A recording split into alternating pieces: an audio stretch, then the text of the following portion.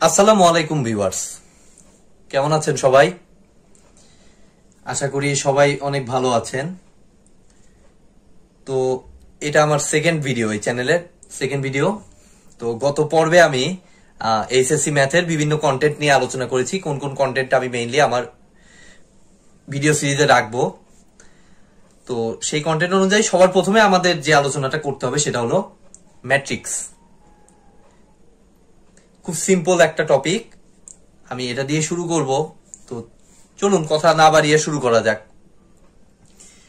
তো প্রথমে আমাদের মাথায় আসে আসলে ম্যাট্রিক্স জিনিসটা কি, ম্যাট্রিক্স আসলে কি। তো ম্যাট্রিক্স অ্যাকচুয়ালি আসলে কিছুই না, জাস্ট একটা সাজানো ব্যবস্থা, সাজানো বা গোছানো একটা ব্যবস্থা। যেমন আপনারা 9-10-এ সেট করেছেন, এরকম সেট করেছেন যে এ একটা সেট, এটার যদি এরকম তিনটা উপাদান থাকে তাহলে 1 2 3 এরকম একটা সেট ছিল, একটা সিস্টেম। ঠিক আছে, এটা যেমন একটা সাজানো ব্যবস্থা ছিল, এরকম একটা সেকেন্ড ব্র্যাকেটের মধ্যে তিনটা উপাদান রাখা যায়, ঠিক তেমনি ম্যাট্রিক্সেও একটা সাজানো ব্যবস্থা। বাট সেটের সাথে ম্যাট্রিক্সের মেইন পার্থক্যটা হচ্ছে, সেটে শুধুমাত্র দেখেন একটাই সারি থাকে, সেখানে বিভিন্ন উপাদান থাকে। বাট ম্যাট্রিক্সে একের অধিক সারি থাকে, একের অধিক সারি থাকতে পারে, সারি কলাম দুইটাই থাকে অ্যাকচুয়ালি ম্যাট্রিক্সের ক্ষেত্রে। ঠিক আছে, তো এই টাইপের ব্যবস্থাকে মেইনলি বলা হয় হচ্ছে ম্যাট্রিক্স। জাস্ট একটা সাজানো ব্যবস্থা, কিন্তু সারি কলাম দুইটাই থাকবে। ঠিক আছে, যেমন পর্যায় সারণী আছে, কেমিস্ট্রিতে আপনাদের পর্যায় সারণী আছে, যে ওখানে যেমন সারি কলাম আছে, ঠিক তেমনি ম্যাট্রিক্সেও আমাদের সারি কলাম দুইটাই থাকে। তো প্রথমে আসি আমি ম্যাট্রিক্সে কিভাবে আমি প্রকাশ করব। ধরেন এই একটা ম্যাট্রিক্স, মনে রাখেন ম্যাট্রিক্সকে প্রকাশ করতে হবে এরকম থার্ড ব্র্যাকেট দিয়ে। ঠিক আছে, ম্যাট্রিক্সকে আমি প্রকাশ করবো এরকম থার্ড ব্র্যাকেট দিয়ে, এর ভিতরে আমি বিভিন্ন উপাদান রাখবো। তো আমি উদাহরণস্বরূপ দেখেন, আমি এটা দিয়ে আমি এক্সপ্লেন করে দিচ্ছি। 1 2 3 4 5 6। এইখানে মেইনলি এরকম মাঝখানে কোনো কমা টমা থাকে না, এরকম 1 দিয়ে একটু স্পেস দিয়ে এই সাইডে 2 লিখবেন, তারপরে আবার স্পেস দিয়ে 3 লিখবেন, যে অনুযায়ী মান দেয়া থাকে। তখন ধরুন এখানে 1 4 7 3 5 6 যেভাবে মান দেয়া থাকবে সেই অনুযায়ী আপনারা এইভাবে সাজায় লিখবেন। ঠিক আছে, তো সেটের সাথে পার্থক্যটা দেখেন, এখানে দেখেন দুইটা সারি আছে, আর কলাম কয়টা আছে, একটা দুইটা তিনটা কলাম আছে, অর্থাৎ সারি কলাম ওয়াইজ এইভাবে সিস্টেমেটিক্যালি ম্যাট্রিক্সে সাজানো থাকে। ঠিক আছে, তো এটাই হচ্ছে মেইনলি ম্যাট্রিক্স। ম্যাট্রিক্সের অনেক অ্যাপ্লাই আছে। ম্যাট্রিক্সের সব থেকে বড় অ্যাপ্লাই হচ্ছে আমাদের ইকুয়েশন সলভ করা। 3টা 4টা 5টা আননোন, যতগুলো আননোন থাক না কেন, আমার ম্যাট্রিক্সের মাধ্যমে মেইনলি আমি অনেক বড় বড় ইকুয়েশন সলভ করতে পারি। ইভেন এই ম্যাট্রিক্সের সাহায্য নিয়ে আমাদের বিভিন্ন এই জটিল যে বড় বড় আননোন সলভ করা, সেটার বিভিন্ন সফটওয়্যারও তৈরি করা হয় ম্যাট্রিক্সের লজিককে কাজে লাগাই মেইনলি। ঠিক আছে, তো এটা হলো মেইনলি ম্যাট্রিক্স। তো ম্যাট্রিক্সের প্রথমে যে জিনিসটা আসে সেটা হলো ম্যাট্রিক্সের ক্রম বা ভুক্তি।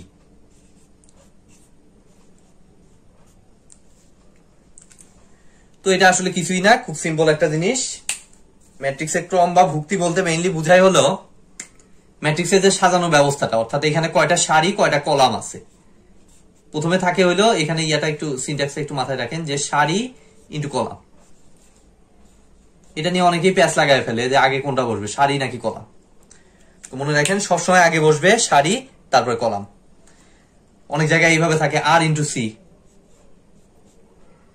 দ্যাট মিনস রো, আর তে রো আর সি তে হলো কলাম। ঠিক আছে, রো মানে সারি আর কলাম মানে তো বুঝতেইছেন। তাহলে আর ইন্টু সি, অর্থাৎ প্রথমে থাকবে রো, তারপরে থাকবে কলাম। তো আমরা দেখি এই ম্যাট্রিক্সটার ক্রম বা ভুক্তি কত। এখানে দেখেন কয়টা সারি আছে, আমাদের 2টা সারি আছে, আর কলাম আছে কয়টা, একটা দুইটা 3টা কলাম আছে। দ্যাট মিনস এই ম্যাট্রিক্সটার ক্রম বা ভুক্তি হবে হইলো সিম্পলি কত, 2 × 3। ঠিক আছে, ক্লিয়ার? এটা হলো মেইনলি ম্যাট্রিক্সের ক্রম বা ভুক্তি।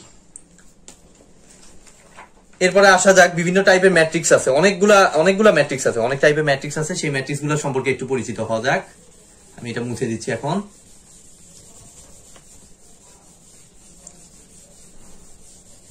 প্রথমে আমার আসবে হলো সারি ম্যাট্রিক্স। সংক্ষেপে লিখতেছি সারি ম্যাট্রিক্স।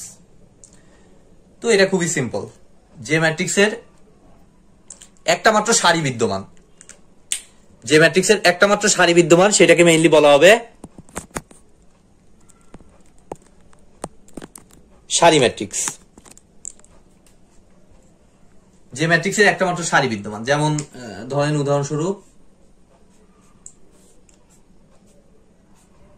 1 2 3। দেখেন তো এই ম্যাট্রিক্সটার সারি কয়টা?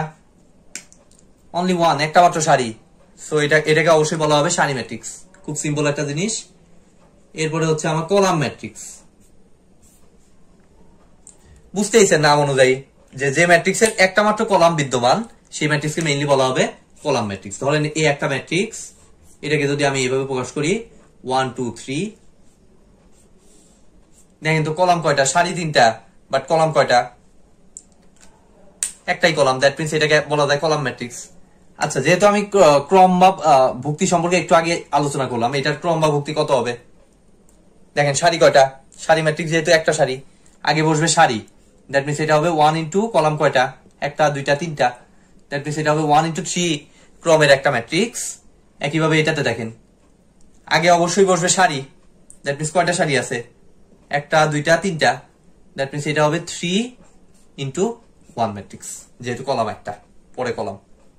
ঠিক আছে, এটা হলো আমার সারি এবং কলাম ম্যাট্রিক্স। খুবই সিম্পল। দেন আমাদের পরেরটাতে আসা যাক।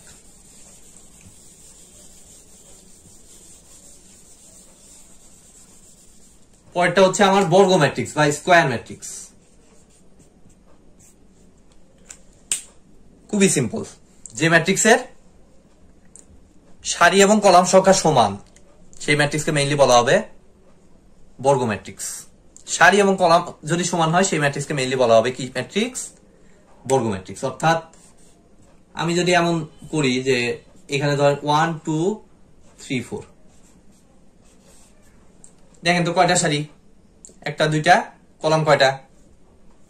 একটা, দুইটা, দুইটা কলাম। দ্যাট মিন্স 2 ইন্টু 2 ক্রমের একটা বর্গ ম্যাট্রিক্স। আপনি ধরেন যে এইখানে একটা বাড়ায় 1 2 3 3 4 5 লিখলেন, তাহলে কিন্তু আর এটাকে বর্গ ম্যাট্রিক্স বলা যাবে না। ঠিক আছে, তখন হয়ে যাবে সেটা 2 ইন্টু 3 ক্রমের ম্যাট্রিক্স। কিন্তু বর্গ ম্যাট্রিক্সের শর্ত হচ্ছে সারি এবং কলাম কিন্তু সমান হতে হবে। একইভাবে 3 ইন্টু 3 এরও করা যায় চাইলে। এরকম কি বলতে পারি? 1 2 3 4 5 6 7 8 9। এটাকে আমি একটা কি ম্যাট্রিক্স বলতে পারতেছি? 3 ইন্টু 3 এর একটা বর্গ ম্যাট্রিক্স বলতে পারতেছি। ক্লিয়ার? বর্গ ম্যাট্রিক্সের পরে আমাদের আসে হইল কর্ণ ম্যাট্রিক্স। বর্গ ম্যাট্রিক্সের পরে আমার আসতেছে কি? কর্ণ ম্যাট্রিক্স। এটা কিছুই না, কর্ণ ম্যাট্রিক্স কিন্তু একটা বিশেষ রকমের বর্গ ম্যাট্রিক্স। কর্ণ ম্যাট্রিক্স হইতে হইলে অবশ্যই আমাকে বর্গ ম্যাট্রিক্স কিন্তু ফার্স্ট আমার ফিল আপ করতে হবে, দেন আমি অন্য চিন্তা করব। তো আমি একটা জিনিস একটু ভুল করে ফেলেছি, সেটা হইলো আমি কর্ণ ম্যাট্রিক্সের আগে অন্য একটা টপিক একটু বলা দরকার। ধরেন আমি একটা বর্গ ম্যাট্রিক্স আমি এখানে নিলাম। ধরেন এইরকম একটা বর্গ ম্যাট্রিক্স নিলাম 1 2 3 4 5 6 7 8 9।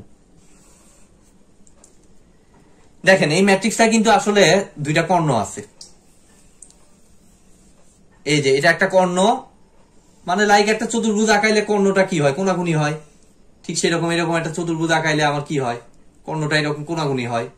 ঠিক সেরকম এটাকে লাইক একটা চতুর্ভুজের মতো চিন্তা করলে এই দুইটা আমার কিরকম হিসেবে কাজ করতেছে? কর্ণ হিসেবে কাজ করতেছে। দ্যাট মিন্স এইখানে যে কর্ণটা, তার এই যে এই কর্ণটা এদিক থেকে এই যে উপরে, বাম দিক থেকে উপরে, ডান দিক থেকে নিচে যে কর্ণটা, এটাকে বলা হয় হচ্ছে ম্যাট্রিক্সের মুখ্য কর্ণ। মুখ্য কর্ণ বা প্রধান কর্ণ। আর এই সাইডে যেটা আছে এটাকে বলা হয় ম্যাট্রিক্সের গৌণ কর্ণ। এই টপিকটা কিন্তু লাগবে আমাদের। ম্যাট্রিক্সের ক্ষেত্রে মুখ্য কর্ণটাই মেইন, গৌণ কর্ণের তেমন আলোচনা নাই, তবে এমসিকিউ এর জন্য জেনে রাখাটা ভালো। গৌণকর্ণটা যে এটা হয়, আর মুখ্যকর্ণটা হচ্ছে এটা ভালো মতো জানতে হবে। মুখ্যকর্ণের অনেক হিসাব আছে, ঠিক আছে। এটা হলো ম্যাট্রিক্সের দুই কর্ণ। তো দেখেন আমি এখন কর্ণ ম্যাট্রিক্স সম্পর্কে একটু বলবো।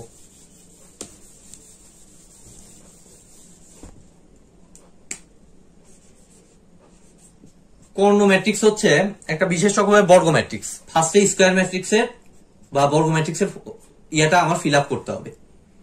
দেন আমি এই কর্ণ ম্যাট্রিক্সের বলতে বর্গ ম্যাট্রিক্সের এই বরাবর আমি মান রাখলাম 3টা। মুখ্যকর্ণ বরাবর দেখেন আমার কিন্তু হিসাব হবে এখন শুধু মুখ্যকর্ণের, গৌণকর্ণের কোনো হিসাব নাই। এই বরাবর 3টা মান দিলাম মুখ্যকর্ণ বরাবর, আর বাদ বাকি সবগুলো উপাদান যদি আপনি শূন্য বানায় দেন, এই ম্যাট্রিক্সকে মেইনলি বলা হবে হচ্ছে কর্ণ ম্যাট্রিক্স। ঠিক আছে, খুব সিম্পল একটা জিনিস। জাস্ট মুখ্যকর্ণ ছাড়া বাদ বাকি সবকিছু যদি শূন্য হয় তাহলে সেই টাইপের ম্যাট্রিক্সকে মেইনলি বলা হবে কর্ণ ম্যাট্রিক্স। ঠিক আছে, নেক্সট আমি আসি। কর্ণ জায়গায় এখানে আমি দিয়ে দিলাম এটা। এবার আমার কর্ণ ম্যাট্রিক্সের মধ্যে বিভিন্ন শাখা আছে। যেমন প্রথমে আমি দেব হচ্ছে স্কেলার ম্যাট্রিক্স। স্কেলার ম্যাট্রিক্স কর্ণ ম্যাট্রিক্সেরই শাখা, যেহেতু তার মানে এই বাদ বাকি উপাদানগুলো এগুলো শূন্য। ঠিক আছে, জাস্ট মুখ্যকর্ণের জায়গায় 3টা ভ্যালু হবে, যে 3টা ভ্যালু হবে ইকুয়াল ভ্যালু। দ্যাট মিনস আমি 3টাই ধরেন এ ধরলাম, ছোট হাতের এ। যদি ইকুয়াল হয়, মুখ্যকর্ণ বরাবর মানগুলো ইকুয়াল হয়, তাহলে এই টাইপের ম্যাট্রিক্সকে বলা হবে স্কেলার ম্যাট্রিক্স। সিম্পল। দেন আসেন আমি অন্য আরেকটা ম্যাট্রিক্স বলবো, সেটা হলো একক বা অভেদক ম্যাট্রিক্স। 2টা নাম আছে, একক বা অভেদক ম্যাট্রিক্স। এটা কিছুই না, এইগুলা তো শূন্য বলছি। এটাও কিন্তু আমার কর্ণ ম্যাট্রিক্সের শ্রেণী বিভাগ। দ্যাট মিনস এই বাদ বাকি উপাদানগুলো শূন্য, জাস্ট মুখ্যকর্ণের ভ্যালুটা হবে হচ্ছে, নামই বলে দিতেছে একক। দ্যাট মিনস মুখ্যকর্ণ বরাবর মানগুলো হবে সব 1। এই টাইপের ম্যাট্রিক্সকে মেইনলি বলবো আমরা একক বা অভেদক ম্যাট্রিক্স। তবে এখানে একটা গুরুত্বপূর্ণ পয়েন্ট আছে, সেটা হলো একক ম্যাট্রিক্সকে আমি এরকম আই দ্বারা প্রকাশ করি, যেটা অধ্যায়ের অঙ্কের সময় কাজে দিবে। আইতে আইডেন্টিটি মানে এই অভেদক। ঠিক আছে, তো এটা তো একটা বর্গ ম্যাট্রিক্স নাকি? কর্ণ ম্যাট্রিক্স মানে কিন্তু বর্গ ম্যাট্রিক্স মাস্ট হবে, অর্থাৎ সারি কলাম সমান, সাথে এই উপাদানগুলো শূন্য। এখন এই ম্যাট্রিক্সের ক্রম কত দেখেন তো? সারি ইন্টু কলাম, দ্যাট মিনস 3টা সারি 3টা কলাম, দ্যাট মিনস 3 ইন্টু 3 না? সারি কলাম সমান 3 ইন্টু 3। সেই কারণে এটাকে প্রকাশ করে অনেক সময় এরকম I3 আকারে। ঠিক আছে, I3 মানে কিন্তু অভেদক ম্যাট্রিক্স মেইনলি বোঝাবে। একইভাবে ধরেন যে আমি I2 কে প্রকাশ করতে চাই, তাহলে বুঝতেইছেন কি হবে। I2 ইকুয়াল টু, তাহলে কি লিখতে পারি আমি? এখানে 1 এখানে 1, বাদ বাকি 2টা কি হবে? যেহেতু 2 সারি 2 কলাম, বাদ বাকিগুলো শূন্য। এই তো আমাদের হচ্ছে একক বা অভেদক ম্যাট্রিক্স 2 ইন্টু 2 এর জন্য। ক্লিয়ার? দেন আমার এটা হলো একক বা অভেদক ম্যাট্রিক্স। ম্যাট্রিক্সের আরো শ্রেণী বিভাগ আছে। যাই হোক, আজকের টিউটোরিয়ালটা অনেক লং হয়ে গেল। আমি নেক্সটে আরো যে বিভিন্ন শ্রেণী বিভাগ আছে সেটা আমি নেক্সট ভিডিওতে ইনশাল্লাহ আমি শেয়ার করব। আপাতত আজকে ভিডিওটি এই পর্যন্তই। সবাই ভালো থাকবেন।